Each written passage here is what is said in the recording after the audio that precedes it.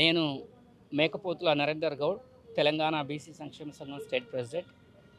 Kamareddy declaration implement చేయాలని చెప్పేసి గత ఎన్నికల్లో కాంగ్రెస్ పార్టీ ఎన్నికల్లోకి పోతున్న సందర్భంలో కామారెడ్డి లోపల కామారెడ్డి డిక్లరేషన్ పేరుతో బీసీలకు 42% రిజర్వేషన్లు స్థానిక సంస్థల్లో కల్పిస్తామని చెప్పి, అదేవిధంగా బీసీ రిజర్వేషన్లో ఉపవర్గీకరణ కూడా, అంటే ఇప్పటివరకు విద్యా ఉద్యోగ రంగాల్లో ఉండేటటువంటి ఉపవర్గీకరణ స్థానిక సంస్థల్లో కూడా తీసుకొస్తామని చెప్పడం జరిగింది. అదేవిధంగా రాష్ట్ర వ్యాప్తంగా సమగ్ర కులగణన చేసి ఆ క్వాంటిఫైబుల్ డేటా, ఒక సమగ్రమైన లెక్కలతోటి కన్స్ట్రక్టివ్గా మేము రిజర్వేషన్లు ఇంప్లిమెంట్ చేస్తామని చెప్పి కామారెడ్డి డిక్లరేషన్ పేరుతోటి బీసీలకు గత ఎన్నికల్లో కాంగ్రెస్ పార్టీకి గత అసెంబ్లీ ఎన్నికల్లో హామీ ఇవ్వడం జరిగింది. మేనిఫెస్టోలో కూడా పెట్టడం జరిగింది. తద్వారా కాంగ్రెస్ పార్టీ మన రాష్ట్రంలో అధికారంలోకి వచ్చింది. రాహుల్ గాంధీ గారు కూడా చాలా అద్భుతంగా బీసీల తరఫున గొప్ప ప్రజెంటేషన్ ఇస్తున్నారు. ప్రపంచ వేదికల మీద మాట్లాడుతున్నారు. దాన్ని బీసీలు విశ్వసించి రాబోయే రోజుల్లో రాహుల్ గాంధీ గారు కూడా ఈ దేశానికి ప్రధానమంత్రి అయ్యే అవకాశం మెండుగా కనపడుతుంది. కాబట్టి ఇప్పుడు మాత్రం ప్రస్తుతం తెలంగాణలో బీసీ రిజర్వేషన్లు ఇంప్లిమెంట్ చేయడంలో, స్థానిక రిజర్వేషన్లు 42% ఇంప్లిమెంట్ చేయడంలో కాంగ్రెస్ పార్టీ మీనామేషాలు లెక్కిస్తుంది. చెయ్యాలనా వద్దా అనే విధంగా వ్యవహరిస్తుంది. వాళ్ళ వ్యవహార తీరుపై పలు అనుమానాలు వ్యక్తమవుతున్నాయి. చేస్తారా లేదా? ఒకవైపు పంచాయతీ ఎలక్షన్లు పెట్టకపోతే కేంద్రం నుంచి వచ్చేటటువంటి నిధులు 4,000 కోట్లు పోతాయి కాబట్టి పంచాయతీ ఎలక్షన్లు పెట్టాలని చెప్పి, ఏదో బీసీ కమిషను ఒక నివేదిక ఇస్తుంది, దాన్ని బట్టి చేద్దామని చెప్పేసి, గతంలో కొంచెం మెరుగైన రిజర్వేషన్ ఇద్దామని చెప్పేసి రకరకాల ఊహాగానాలు వస్తున్నాయి. కాబట్టి వాటన్నిటిని కూడా పక్కన పెట్టాల్సిన అవసరం ఉంది. సమగ్ర కులగణన జరిపించాలి. రాష్ట్రంలో 42% రిజర్వేషన్లు ఇంప్లిమెంట్ చేయాలి. ఆ రిజర్వేషన్లను ఉపవర్గీకరణ చేయాలి. అప్పుడే పంచాయతీ ఎలక్షన్లు కానీ, జిల్లా పరిషత్ ఎలక్షన్లు కానీ, మండల పరిషత్ ఎలక్షన్లు కానీ, మున్సిపల్ ఎలక్షన్లు కానీ నిర్వహించాలని మేము డిమాండ్ చేస్తూ ఉన్నాం. ఒకవేళ చెయ్యని పక్షంలో ఈ రాష్ట్రంలో అన్ని బీసీ సంఘాలు, ఈరోజు ఒక 25-30 సంఘాలు కలిసి వచ్చినాయి. అన్ని బీసీ సంఘాలు ఏకతాటి మీదకి వచ్చి చివరి అస్త్రంగా ఆమరణ నిరాదీక్ష చేయబోతున్నాం. ఒకవేళ రేవంత్ రెడ్డి గారి ప్రభుత్వం బీసీ సంఘాలని కాదని బీసీలకు అన్యాయం చేస్తా అంటే మాత్రం ఈ బీసీ ఉద్యమకారుల శవాల మీద మీరు ఎలక్షన్ పెట్టాల్సి వస్తుంది అని చెప్పేసి ఈ సందర్భంగా నేను డిమాండ్ చేస్తూ ఉన్నాను రేవంత్ రెడ్డి గారిని. రేపు ఎలక్షన్ నోటిఫికేషన్ మీరు ఎప్పుడు జరపాలని మీరు అనుకొని నోటి ద్వారా కానీ నోటిఫికేషన్ ఇచ్చినా కానీ, మౌఖికంగా మీరు ఆదేశాలు ఇచ్చినా కానీ, అదే రోజు అదే నిమిషం ఆమరణ నిరాదీక్ష కూర్చోవడానికి మేమంతా సిద్ధపడుతున్నామని చెప్పి ఈ సందర్భంగా మేము తెలియజేస్తూ ఉన్నాం.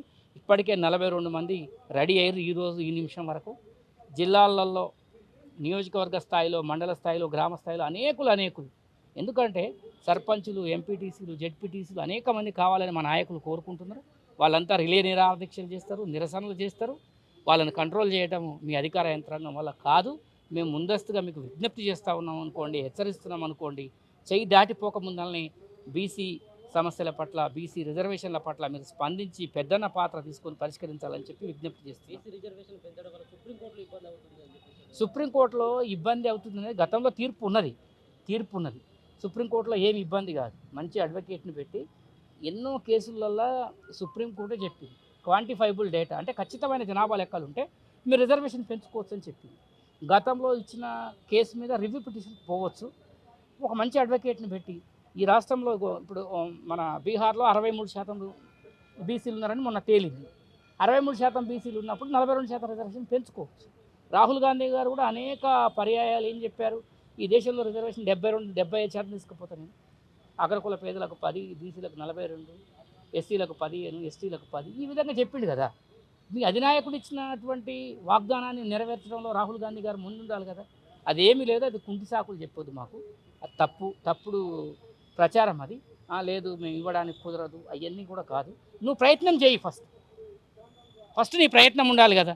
ప్రయత్నం అంటే ఏంది? కులగణన చేయాలి.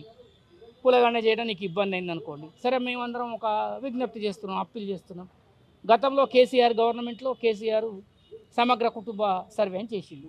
ఆ సమగ్ర కుటుంబ సర్వేలో కూడా ఆయన దొడ్డిదారిన నమస్తే తెలంగాణ పేపర్లో వేసిండు. ఏమని వేసిండు?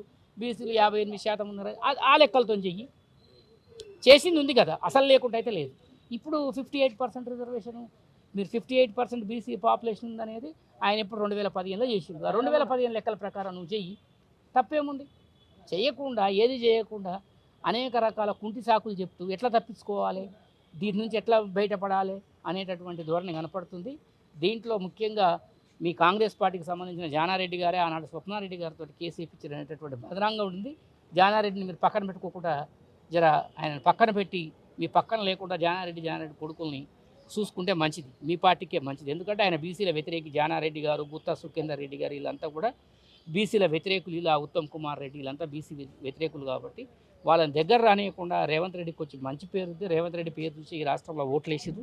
రేవంత్ రెడ్డి గారు కొంచెం బీసీ వ్యతిరేకులను మీరు దూరం పెట్టుకోండి, మీరు వాళ్ళతో చేయొద్దని చెప్పి విజ్ఞప్తి చేస్తూ రేపు 100% ఎలక్షన్ నోటిఫికేషన్ అనేటటువంటి మాట పలానా రోజు అని రేవంత్ రెడ్డి నోటి నుంచి వస్తే అదే నిమిషంలో అనేక మంది జిల్లాల్లో గ్రామాల్లో ఎక్కడికక్కడ ఆమరణ నిరాహార దీక్షలు, రిలే నిరాహార దీక్షలు ఉంటాయి. ఆ తర్వాత అది హింసాత్మకంగా కూడా వెళ్ళొచ్చు.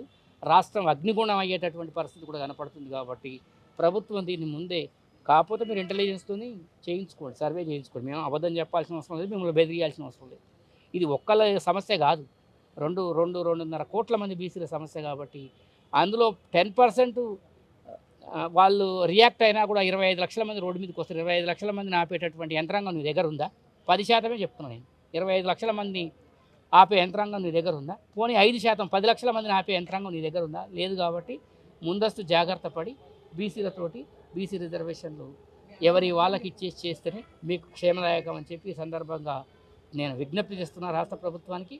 అదేవిధంగా ఒకవేళ కాదు కూడదు అని ఎలక్షన్కు పోదలుచుకుంటే ఆమరణ నిరాహార దీక్ష కూర్చుంటాము. నువ్వు ఎంతమందిని చంపుతావో చంపు, ఎంతమంది అయినా చచ్చిపోవడానికి రెడీగా ఉన్నాము, సాధించుకోవడానికి రెడీగా ఉన్నామని చెప్పి సందర్భంగా తెలియజేస్తున్నాం. జై బీసీ.